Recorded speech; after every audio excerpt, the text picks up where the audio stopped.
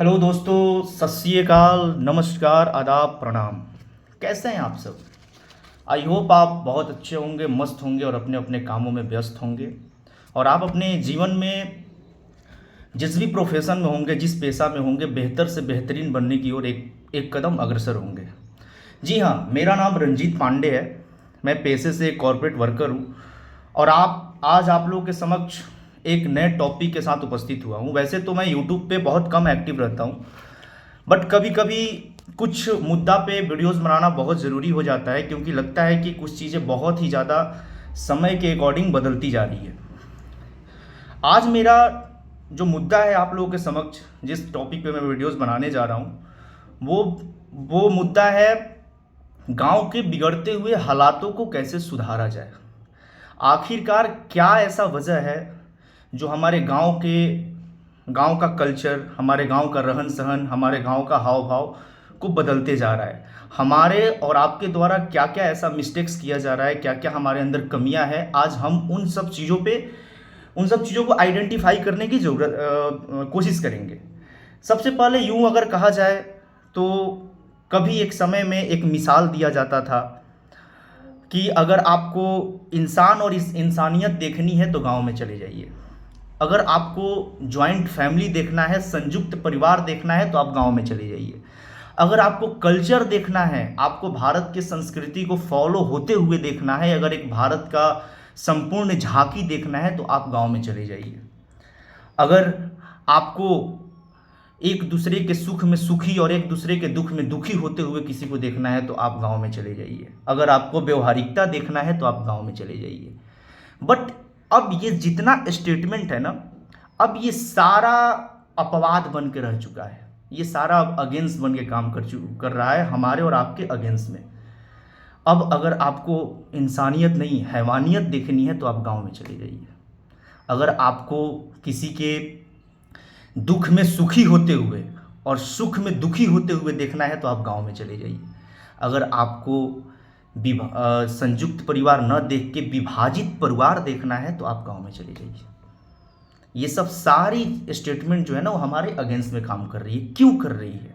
आखिरकार क्या रीज़न है? जातिवाद कल भी था, जातिवाद आज भी है। लोग कल भी थे, लोग आज भी हैं।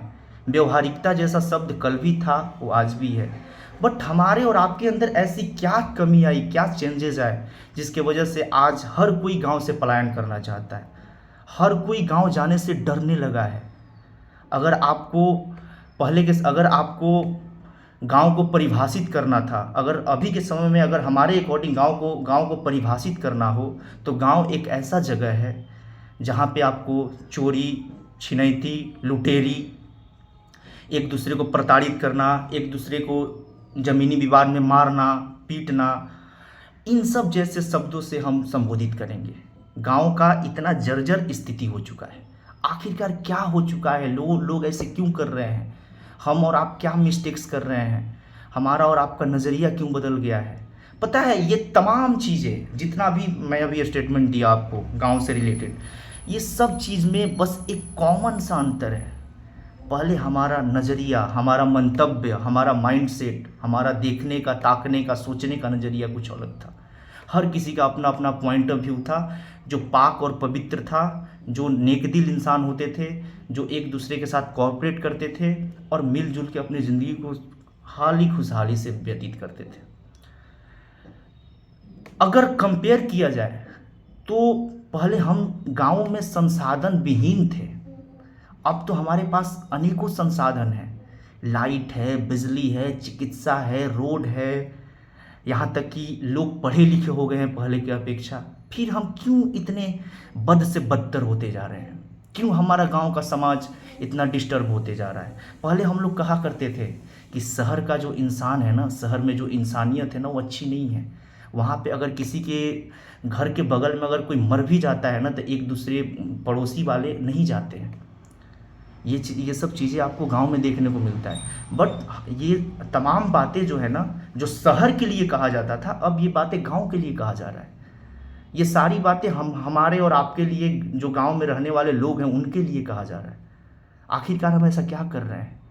सबसे बड़ा चीज़ आज हम लोग तीन चार पॉइंट हम लेके आपके सामने मैं आया हूँ, जिसमें कि क्या क्या ऐसे फैक्टर्स हैं जो हमारे गांव के समाज को अफेक्ट कर रहे हैं सबसे ज़्यादा। उसमें हम लोग क्या कमी कर रहे हैं, हमारा नज़रिया, हमारा माइंडसेट, हमारा मंतव्य, हमारा मनोवृत्ति क्यों बदल चुका है। इसमें सबसे पहला और इम्पॉर्टेंट फैक्टर जो है वो जातिवाद है। पता है हमारा गांव का समाज ना कंप्लीटली जातिवाद में बढ़ चुका है। शहर में जिसे हम सोसाइटी कहते हैं ना, गांव में उसे हम टोला कहते हैं। यादव टोली अलग है, राजपूतों की टोली अलग है, ब्राह्मणों की टोली अलग है, शूद्र की टोली अलग है, सबकी अपनी अपनी अलग टोली है। अब आप एक सपोज करो, यादव समाज का लड़का कुछ गलती करता है और जेन्युइनली वो गलती करता है किसी राजपूत समाज के लड़की के साथ।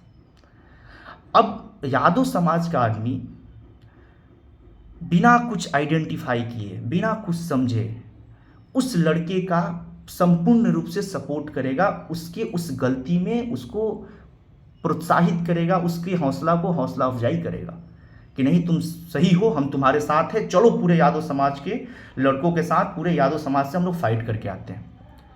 सेम अगेंस्ट ये हो सकता है कि अगर राजपूत समाज का लड़का कोई गलत है और वो यादव समाज से भिड़ जाता है या किसी पंडित समाज से भिड़ जाता है तो वो आपस में लड़ जाएंगे, पूरा समाज उनको सपोर्ट करेगा। जबकि ऐसा समाज पहले हमारे गांव में, हमारे गांव का कल्चर ऐसा नहीं कहता है।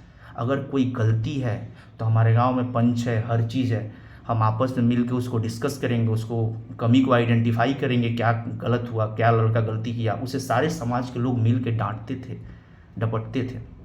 लेकिन अब ये चीज़ें इतना हावी होती जा रही है हम सभी के ऊपर, इतना हावी होती जा रही है कि हमारा समाज बढ़ चुका है। हम जब इसके अंदर जाने का कोशिश किए तो पता चला कि चलो भाई ठीक है, हम कुछ देर के लिए कन्विंस हो जाते हैं कि यादव समाज को सपोर्ट कर रहा है, दूसरे समाज में अगर कुछ हो रहा है तो थोड़ी देर के लिए कन्विंस हम भी हो जाते हैं। लेकिन जब हम यादव समाज के अंदर जाके ये सब चीज़ें पता किए, राजपूत समाज के अंदर जाके पता किए, ब्राह्मण समाज के अंदर जाके पता किए, तो उनमें भी अपना एक कैटेगरी बटा हुआ है। वो भी लोग अपने समाज के अपने लोगों से परेशान हैं। मेरे कहने का मतलब है कि यादव समाज का कोई बंदा अगर आर्थिक रूप से मजबूत है, उसके पास मैन पावर है, मैन पावर कहे का मतलब बा लाठी, जिसका अगर एक बाप का 5 बेटा है, अगर एक बाप का 2 बेटा है तो 5 बेटा वाला 2 बेटा पे भारी है। यानी कि उस समाज में भी एक दूसरे को लोग प्रताड़ित कर रहे हैं। यानी कि एक यादव समाज का बेटा अपने यादव समाज के बेटे को प्रभावित कर रहा है, प्रताड़ित कर रहा है। वो उसके लिए भी लॉयल नहीं है। अगर आप लॉयलिटी की नाम देते हैं, अगर आप ईमानदारी की नाम देते हैं, अगर आप आत्मसमर्पण का नाम देते हैं कि हम अपने समाज के प्रति, अपने सोसाइटी के प्रति बहुत ही आत्मसमर्पित हैं, तो कहीं ना कहीं आप वहाँ पे आत्मसमर्पण नहीं कर रहे हैं। आप वहाँ पे अपना 100% नहीं दे रहे हैं। आप अपने समाज के लिए भी दीमक हैं और दूसरे जाति, दूसरे संप्रदाय के लोगों के लिए भी आप दीमक हैं। क्योंकि आप भी आर्थिक रूप से अगर मजबूत हैं तो आप अपने पड़ोसी को, आप अपने भाई को, आप अपने जाति के भाई को ही आप प्रताड़ित कर रहे हैं, तो आप सही नहीं हैं। वहाँ पे भी मिस्टेक है। जो सबसे बड़ा फैक्टर है जातिवाद, जो हम सभी को सबसे ज़्यादा परेशान कर रहा है समाज में। जातिवाद का मतलब क्या होता है? अपने अपने कर्म के आधार पर जात का निर्धारण किया गया है। ब्राह्मण का काम है पूजा कराना, ब्राह्मण का काम है श्राद्ध करवाना, राजपूत का काम है राजा की तरह किसी अगर जाति संप्रदाय पे कोई आपत्ति विपत्ति आ रहा है तो उसका मदद करना, न कि उसे प्रताड़ित करना।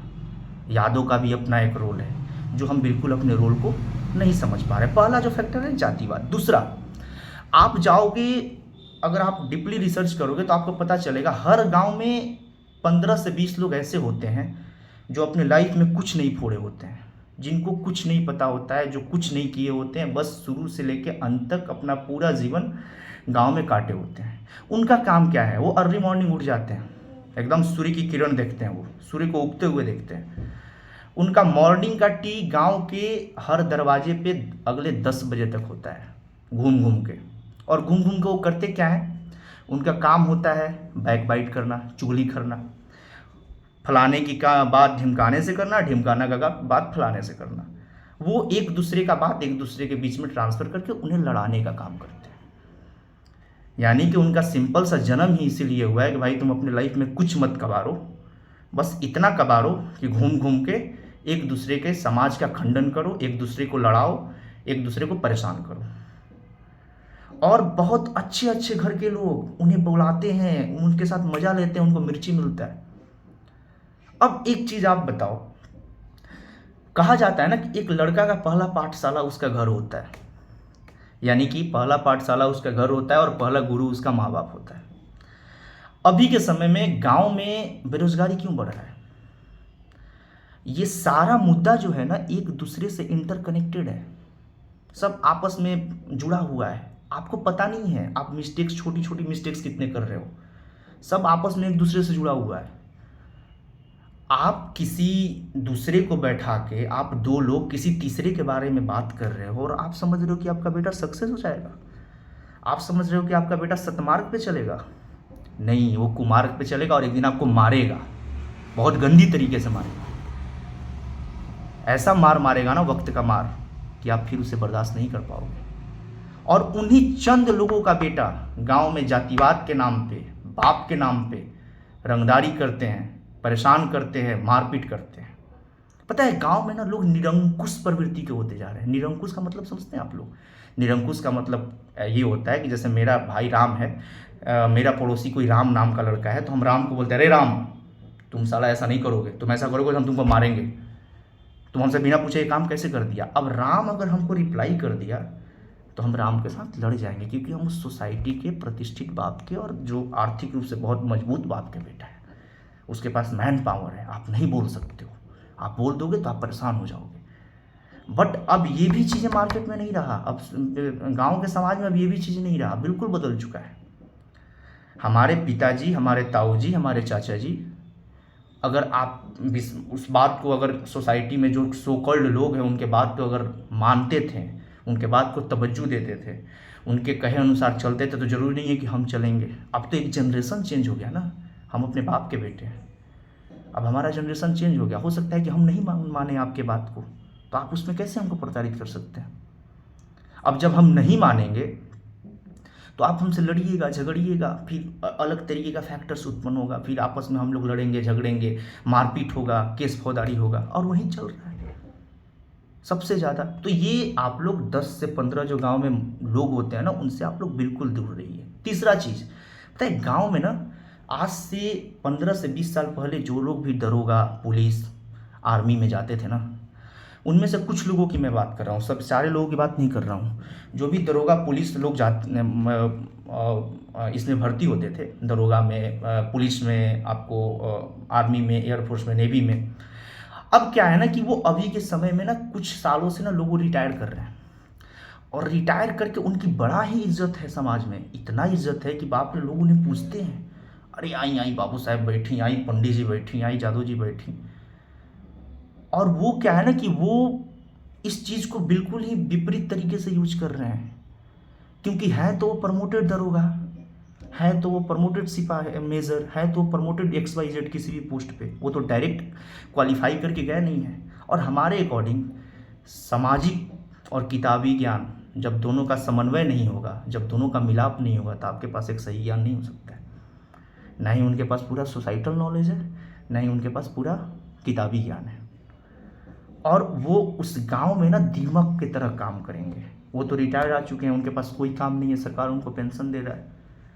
और मज़े की बात ये है कि उनके घर में, उनके सपोर्ट में, अगर एक फैमिली का एक बंदा अगर गलती कुछ कर रहा है, तो सामने से आके चाचा, ताऊ, बेटा, जो भी है, जिसको थोड़ा सा भी समझ है, उन्हें मना करना चाहिए। वो मना नहीं कर रहा है, वो उन्हें सपोर्ट कर रहा है उस कॉन्स्पिरेसी को करने में, उस षड्यंत्र को करने में, उस गलत काम को करने में,